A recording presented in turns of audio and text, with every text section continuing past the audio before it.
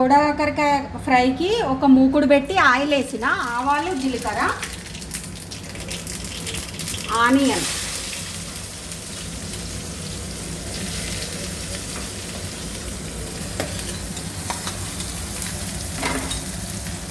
కరివేపాకు ఇవి మంచిగా ఫ్రై కావాలి. ఇప్పుడు ఇందులో అల్లం వెల్లిపాయ పేస్ట్, పసుపు వేసిన, ఇవి మగ్గినాయి. ఇప్పుడు అందులో మనం బోడకాకరకాయ ఇట్లా కోసుకోవాలండి, మంచిగా పీసెస్ కోసుకొని ఇందులో వేసుకోవాలి. కడిగి కట్ చేసిన, మంచిగా కాకరకాయలు కడిగి తుడిచి కడిగేసిన. ఇప్పుడు ఇది మంచిగా కలిపేసేయాలి.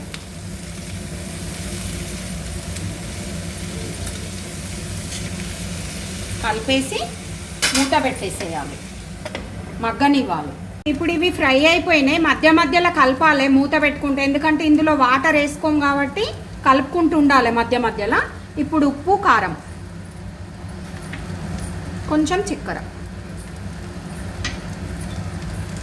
కలిపేసి మూత పెట్టాలి. మళ్ళీ మంచిగా కలిపి మూత పెట్టాలి.